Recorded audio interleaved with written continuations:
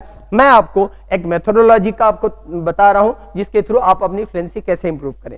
सबसे पहले क्या करेंगे, जो हमने बताया बेसिक चीजें याद कीजिए, उसको रिपीट कीजिए। फिर टेंस आप स्टडी कीजिए, उसको रिपीट कीजिए। रिपीट करने से आइडेंटिफिकेशन जल्दी होती है, पहचान जल्दी होती है, ठीक है ना। और जैसा आपने संगीत में देखा, संगीत में क्या होता है, सरगम होता है, उसके बाद उसके अलंकार होते हैं, फिर उसके बाद उसको दुगुन में, चौगुन में, अठगुन में, है ना, जितनी बात, क्योंकि आसानी से कोई अठगुन में नहीं बोल सकता, आसानी से कोई चौगुन में भी नहीं बोल सकता। करते करते प्रैक्टिस होती है।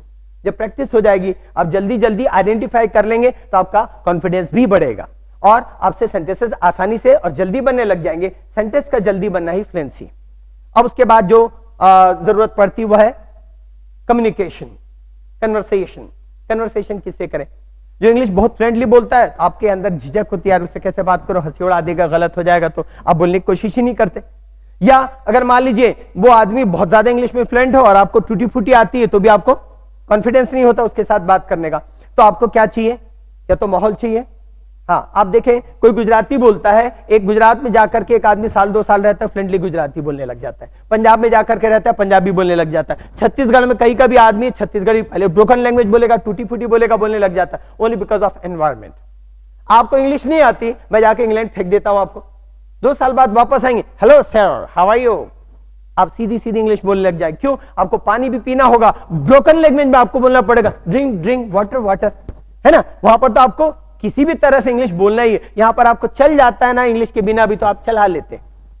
तो सबसे पहले चाहिए एनवायरमेंट, माहौल। अगर माहौल नहीं मिलता आप क्या करें? या तो कोई आपका फ्रेंड हो जो इंग्लिश में बात करता हो, घर का कोई मेंबर इंग्लिश में बात करता हो, या कोई और हो उससे इंग्लिश में बात करने की कोशिश करें। थोड़ा सा झिझक छोड़ के बेशर्म होकर इंग्लिश में बात कीजिए। कोई हंसी उड़ाता है, कोई तकलीफ नहीं। हाँ, जब ये झिझक आपकी खत्म होगी तब आपकी कॉन्फिडेंस भी बढ़ेगा, आपकी फ्लुएंसी भी बढ़ेगी। तो एक ये काम करें। उसके बाद भी मान लो ऐसी स्थिति है कि कोई भी नहीं है बात करने, अब क्या करें? तो क्या करना है आपको? कोई इंसिडेंस है, कोई इवेंट है, कोई घटना है, कोई आपने टीवी में कोई एपिसोड देखा, या आपकी दिमाग में जो थॉट आते हैं, जो विचार आते हैं, एक व्यक्ति के दिमाग में 40 से 50 हजार थॉट एक दिन में आते हैं। 40 से 50 हजार थॉट्स। आप उसका 10% भी एक दिन में मन ही मन ट्रांसलेट करते रहे तो आपको इंग्लिश बोलना आसानी से आ जाएगा, कोई डिफिकल्टी नहीं जाएगी। मेरा कोई गुरु नहीं है, मैं किसी कोचिंग क्लास को नहीं गया, ज्वाइन नहीं किया, किसी इंस्टीट्यूट में जाकर के, किसी कोचिंग क्लास में जाकर मैंने एक सेंटेंस नहीं पूछा, किसी टीचर से जाकर के मैंने एक सेंटेंस नहीं पूछा। आज 11 साल हो गए मुझे, सॉरी 21 साल हो गए मुझे क्लास लेते हुए। 5 किताबें मैं लिख चुका हूं। मेरे इंस्टीट्यूट में आने वालों में डॉक्टर्स हैं, इंजीनियर्स हैं, ऑफिसर्स हैं, चार्टर्ड अकाउंटेंट्स हैं, कॉलेज के प्रोफेसर हैं, मेडिकल कॉलेज के प्रोफेसर हैं, यूनिवर्सिटी के प्रोफेसर हैं, और उसके अलावा coaching class, spoken English class चलाने वाले इंस्टीट्यूट के डायरेक्टर्स भी हैं। मेरे पास आके सीखे हैं। मैं ये बताना नहीं चाहता कि मैं क्या हूं, बताना मैं ये चाहता हूं मेरी education qualification BSc biology Hindi medium second division. बताने का मकसद क्या है, जब मैं हिंदी मीडियम का होकर अपने आप फ्लुएंसी इंप्रूव कर सकता हूं तो आप क्यों नहीं कर सकते? मेरे दिमाग में एक ही बात आई, फ्लुएंसी इंप्रूव करना है, ग्रामर को अच्छी तरह रट लो, वोकैबुलरी को याद कर लो, फ्लुएंसी आ जाएगी। लेकिन जैसे कहा जाता है कि theory without practical is blind, practical without theory is lame. Theory practical के बिना अंधी और प्रैक्टिकल थ्योरी के बिना अलग अलग है, दोनों एक दूसरे के पूरक है। तो मैं जब ग्रामर बेस मेरा साउंड था, वोकैबुलरी अच्छी थी, उसके बाद कमी क्या थी, किससे बात करें? फिर मेरे दिमाग में एक बात है, क्यों ना मैं थॉट्स जो मन में आ रहे हैं उसी को ट्रांसलेट करता रहूं। मैंने 14 साल इलेक्ट्रॉनिक की फील्ड में काम किया, वीडियो कैमरास है, वीसीआर, ये सब मैं बनाया करता था। तो अगर मान लीजिए मैं मेजरमेंट करो, कंप्यूटर हार्डवेयर का भी मैंने काम किया, मान लीजिए किसी मॉनिटर का मैंने वोल्टेज मेजरमेंट किया, वहां वोल्टेज आना चाहिए 8 और वोल्टेज आ रहा है वहां पर 2, तो दिमाग में क्या थॉट आएगा, पर रेजिस्टेंस से कंडेंसर कोई खराब होगा, मुझे उसको चेक करना चाहिए। दिन भर आपको पता नहीं चलेगा, टाइम देने की जरूरत नहीं, टाइम बर्बाद करने की जरूरत नहीं, आराम से आपको जो भी थॉट सारे मन ही मन करते रहिए। जो डिफिकल्टी जाती थी, कोई सेंटेंस समझ में नहीं आता, उसको नोट करके कागज में रख लेता था, फिर उसके बाद ग्रामर पत्ते पलट करके ढूंढने की कोशिश करता था। और चाहिए क्या, एक ऑब्सेशन चाहिए, एक जुनून चाहिए कामयाबी हासिल करने के लिए।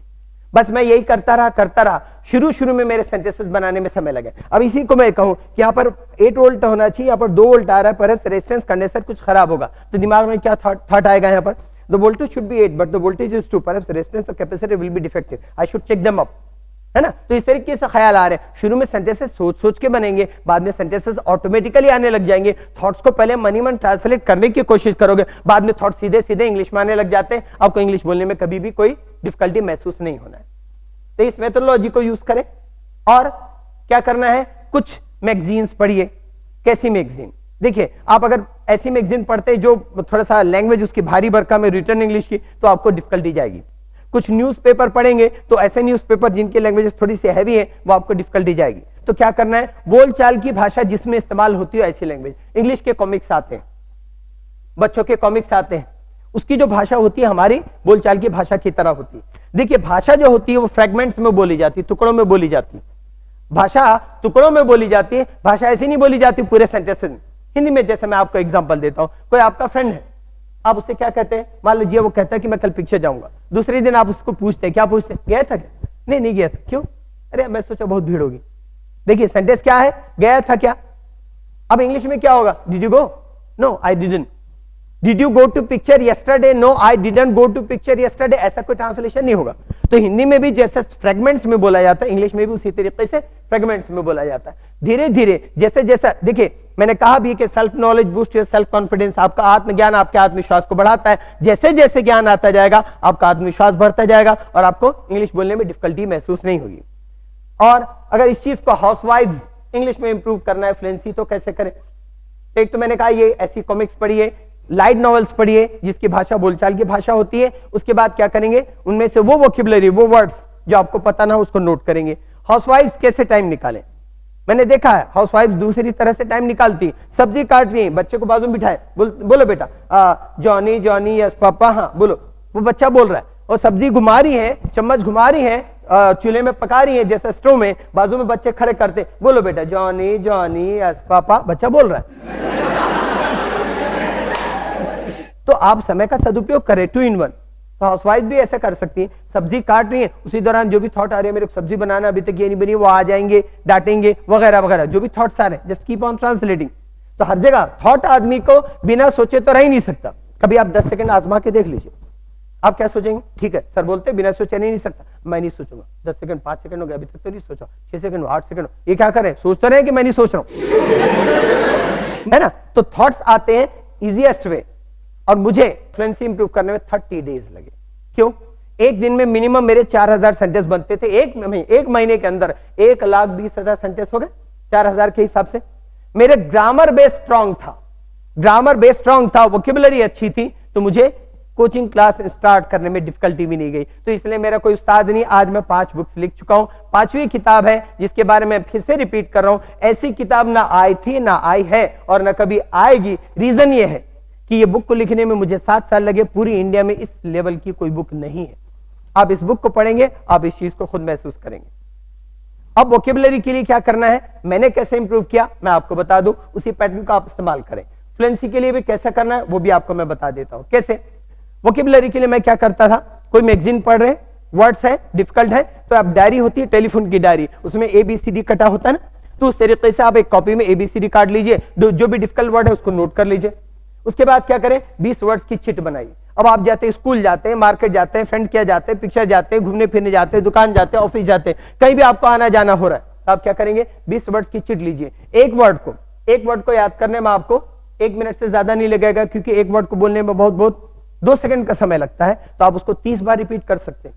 तो 20 मिनट के सफर में आपके कितने वर्ड्स हो गए, 20 वर्ड्स हो गए। वापस आए 20 वर्ड्स हो गए। आपको 2 से 3 बार आना जाना हुआ तो 40 दिया 120 वर्ड्स हो गए मिनिमम एक दिन में। अगर हम उसको 40 दिया 120 भी कंसीडर ना करें, 120 भी कंसीडर ना करें, 50 वर्ड्स एक दिन में मान के चलते हैं, तो एक महीने में कितने हो गए, 1500 वर्ड्स। और किसी ने कहा है कि आपको फ्लुएंटली इंग्लिश बोलने के लिए मात्र 5000 शब्दों की जरूरत है। भारी भरकम भाषा का यूज स्टेप बाय स्टेप बाद में कीजिए। 5000 वो शब्द चाहिए जो बोलचाल में कॉमन बातचीत में इस्तेमाल होने वाले शब्द। आपको क्या जरूरत है पहले वो देख लीजिए। सिंपल सी बोलचाल की लैंग्वेजेस यूज करें, फिर धीरे धीरे जैसे भी क्वालिटी डेवलप करना है आप डेवलप कर सकते हैं। ये हो गई वोकैबुलरी के लिए। अब आपको 1500 एक महीने का बताया। अब फ्लुएंसी के लिए आपको कैसा करना है। प्रोफेसर बर्डविस्टेल ने रिसर्च के बाद ये कंक्लूजन निकाला कि जो व्यक्ति जिस भाषा में फ्लुएंट होता है, जिस भाषा को फ्लुएंटली बोल सकता है, उसका एक सेंटेंस बनाने में उसको 2.5 सेकंड लगते हैं। हम जैसे हिंदी बोलते हैं तो हमको एक सेंटेंस बनाने में 2.5 सेकंड लगता है। अब अगर इंग्लिश आपकी मदर टंग नहीं है तो आपको एक सेंटेंस बनाने में सपोज 4 गुना टाइम लगता है। 10 सेकंड लगा, एक सेंटेंस बनाने में 10 सेकंड लगा, तो एक मिनट में कितना सेंटेंस बना, 6 सेंटेंस बना।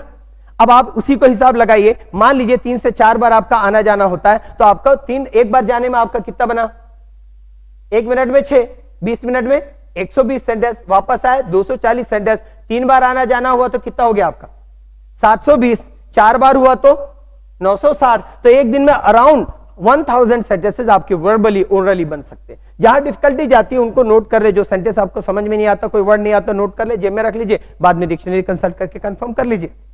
तो इस तरीके से एक महीने में मिनिमम आपके 30,000 सेंटेंसेस हो जाते हैं। आपको विद इन ए मंथ और 2 लगेगा, इंग्लिश बोलना कोई मुश्किल काम नहीं। लेकिन इस चीज को हमेशा याद रखें, nothing worth achieving is one without hard work and perseverance.